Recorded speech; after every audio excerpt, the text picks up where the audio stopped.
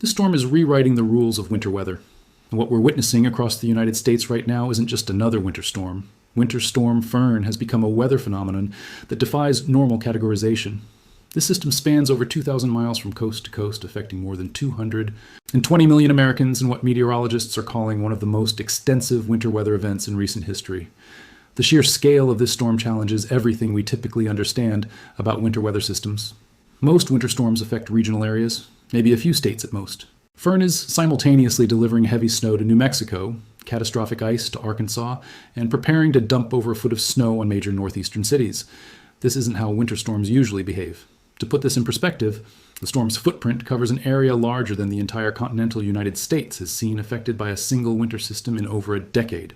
We're not talking about a nor'easter that impacts the East Coast, or a clipper system that sweeps through the Great Lakes. This is a continental-scale weather event that meteorologists will study for years to come. 22 states have declared emergencies, and that number continues growing. From Texas, Governor Greg Abbott, to New York Governor Kathy Hochul, state leaders across the country activated emergency protocols days before the storm even arrived. The National Guard has been mobilized in 12 states, with 8 additional states on alert. When this many resources get activated simultaneously, it indicates a threat level that goes beyond typical winter preparation. The scope of these emergency declarations tells a story that numbers alone cannot capture. In Texas, the state's Division of Emergency Management activated response resources typically reserved for major hurricanes. Arkansas declared its emergency after weather models showed ice accumulations that could rival the devastating storms of 1994 and 2009. The storm's development pattern explains why this system became so uniquely powerful, and why meteorologists are calling it a once-in-a-decade event. Fern originated as a cold core low in the Pacific Ocean on January 22nd, moving southeast toward Baja California. Most storms that form in this region either dissipate over warm Pacific waters or weaken significantly as they encounter the mountainous terrain of the western United States. Fern defied both expectations. What made the system extraordinary was its ability to tap into 3 completely separate moisture sources simultaneously. Pacific moisture fed the storm's western edge, drawing from atmospheric rivers that had been building strength over the warm Pacific waters for days. Gulf of Mexico moisture supercharged the storm's southern flank, creating devastating ice storm conditions across Texas, Arkansas, and Tennessee. Atlantic moisture began feeding the storm's eastern edge, setting up massive snowfall predicted for the northeast corridor. This triple moisture source is extremely rare in winter storms. Most systems draw primarily from one major moisture source. The combination of 3 different moisture streams created Fern and his unusual ability to produce multiple types of severe weather simultaneously across different regions. But this is where the danger multiplies exponentially, and where Winter Storm Fern separates itself from typical winter weather events. The ice component of this storm represents the most serious immediate threat and the most unusual aspect of its behavior. Freezing rain has been falling across a corridor stretching from eastern Texas through Arkansas and into Tennessee, but the duration and intensity of this ice accumulation exceeds what these regions typically experience even in severe ice storms. This is not light glazing that melts by afternoon, or even moderate ice accumulations that create localized power outages. We're witnessing ice accumulations measuring in fractions of inches across hundreds of miles, with some areas potentially seeing over half an inch of ice, coating everything from power lines to tree branches to road surfaces. What makes this ice accumulation particularly dangerous is its persistence. Most ice storms affect areas for 6 to 12 hours before moving on or transitioning to snow or rain. Fern's ice accumulation is continuing for 18 to 24 hours in some locations, allowing ice to build incrementally to catastrophic levels that overwhelm infrastructure designed for lighter, shorter duration ice events. The physics of ice storms helps explain why Fern's ice component is so particularly dangerous. When freezing rain falls, it doesn't accumulate like snow that can be compressed or blown around. Ice builds as a solid coating that bonds to whatever surface it contacts, creating a rigid shell that adds tremendous weight to everything it touches. A quarter-inch of ice coating can add over 500 pounds of weight to a typical power line span between poles. At half an inch, that weight nearly doubles, exceeding the design limits of most power infrastructure outside of northern regions, specifically engineered for heavy ice loading. When ice accumulation reaches 3/4 of an inch, as some areas are experiencing, the weight can exceed 1,500 pounds per span, virtually guaranteeing widespread power line failures.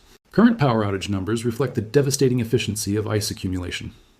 Over 135,000 customers had lost electricity by Friday afternoon, and that number has been climbing steadily as ice accumulation increases across the affected corridor. Louisiana alone has roughly 2% of its customers without power, with some parishes seeing outage rates above 50%. The regional impact of these outages reveals another dimension of Fern's unusual behavior. Typically, ice storms affect relatively compact areas, allowing utility companies to bring in crews from unaffected regions. Fern's massive footprint means that utility companies across multiple states are dealing simultaneously with widespread outages, limiting mutual aid resources that normally speed recovery efforts. The human cost is already becoming apparent. At least 4 fatalities have been confirmed in connection with this storm system. 3 deaths occurred in New York City from freezing temperatures even before the Maine storm arrived. A driver died in a single vehicle crash in Tennessee as roads became treacherous. These numbers will likely increase as the storm continues its eastward march. The combination of ice, snow, and extreme cold creates multiple layers of danger that compound each other. Ice makes travel deadly. Heavy snow isolates communities. Extreme cold turns power outages from inconvenience to life-threatening emergency. The storm's timeline reveals the methodical progression of a weather system that refuses to follow normal patterns, and why preparation time has essentially expired for many areas across the eastern United States. Friday's initial impacts targeted New Mexico and the Texas Panhandle with unprecedented intensity. Farmington, New Mexico recorded 8 inches of snow by Saturday morning, while locations across the Panhandle experienced the beginning of what would become a prolonged ice storm. By Friday evening, Dallas encountered its first wintry mix, while Oklahoma City saw snow beginning to accumulate at rates that quickly overwhelmed normal city snow removal capabilities. Saturday morning marked the storm's expansion into its most dangerous phase. The snow and ice corridors stretched from Texas through Arkansas to Tennessee. But more significantly, the storm began demonstrating its ability to maintain intensity across this vast area, rather than weakening as most systems do. Little Rock, Arkansas received 6 inches of snow by Saturday morning, breaking a daily snowfall record that had stood since 1899. Sunday's forecast brings the Northeast's confrontation with Winter Storm Fern, and early indications suggest this encounter will be particularly severe. Cities from Washington, D.C. to Boston face potentially historic snowfall totals, with the National Weather Service in Boston warning of 1 to 2 feet of snow for most areas outside southeastern Massachusetts. New York City could see 8 to 12 inches. Snowfall rates of 1 to 2 inches per hour are forecast for Sunday evening across much of the Northeast corridor. These intense rates create conditions that overwhelm even sophisticated snow removal operations. Roads that are cleared can become impassable again within 30 minutes during peak intensity periods. But the snow represents only part of the transportation challenge facing the Northeast and the entire eastern United States. The storm's impact on transportation infrastructure demonstrates its unprecedented scope. Over 9,000 flights have been canceled for Saturday alone, with thousands more cancellations expected through Monday. These numbers represent more than inconvenience. They represent a virtual shutdown of air travel across the eastern United States. Amtrak has suspended service across multiple routes, including critical corridors like the Northeast Regional. Major highways in affected states face closure or travel restrictions that effectively isolate entire metropolitan areas.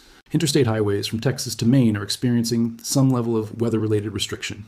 The cascading effects of these transportation shutdowns extend far beyond delayed flights and canceled trains.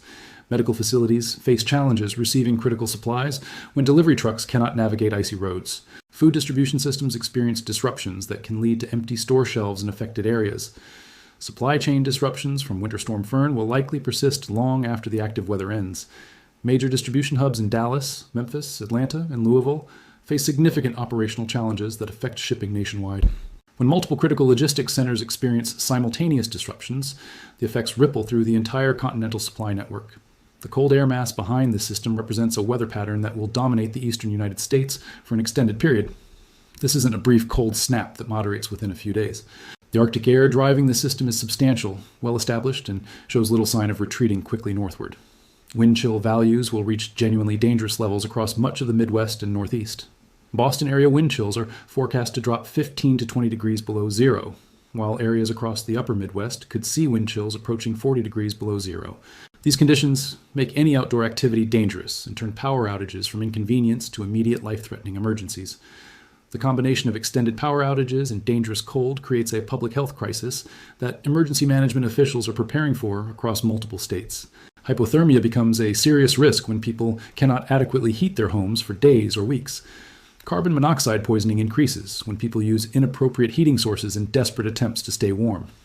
Recovery from Winter Storm Fern will require resources and coordination on a scale that tests emergency management systems across the entire eastern United States. Ice-damaged power infrastructure requires specialized equipment and skilled crews working in dangerous conditions. But the storm's geographic scope means that utility companies cannot rely on mutual aid from unaffected regions as they normally would. Road clearance becomes exponentially more complex when dealing with both snow and ice across such wide areas simultaneously. State highway departments that might normally share equipment and personnel during regional events find themselves overwhelmed by conditions within their own borders. The extended cold means that normal cleanup and repair timelines don't apply. For people in affected areas, understanding that this storm's impacts will persist well beyond the active weather becomes crucial for making appropriate decisions about safety and resources. The cold air mass behind the system is substantial and won't move quickly. Areas receiving significant ice accumulation may face extended power outages that last weeks rather than days. Personal preparation at this point focuses on immediate safety and basic needs for what could be extended periods of disrupted normal services. Ensuring adequate heating fuel becomes critical when utility services face extended restoration timelines. Backup power sources should be tested and fuel supplies secured. Sufficient food and water supplies become essential when transportation disruptions affect normal shopping and delivery services. Having multiple ways to receive weather information helps when power outages affect normal communication methods. Battery-powered or hand-crank radios provide weather updates when internet and cellular services experience disruptions.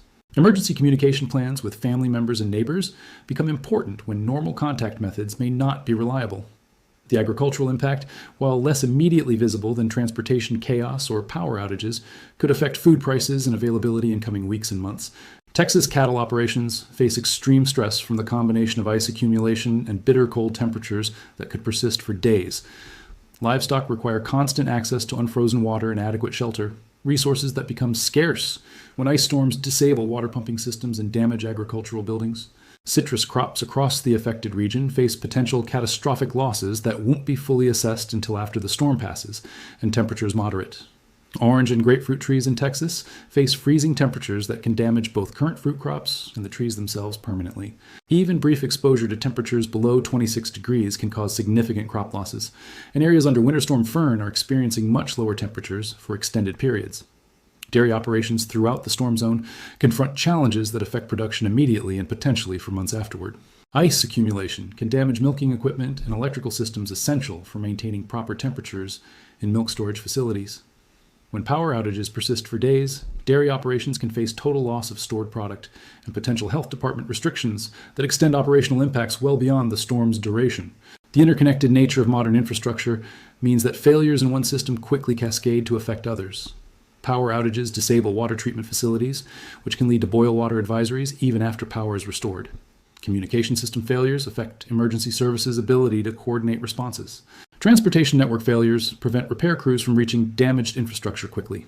Federal emergency management resources face deployment challenges that haven't been tested since major hurricane seasons.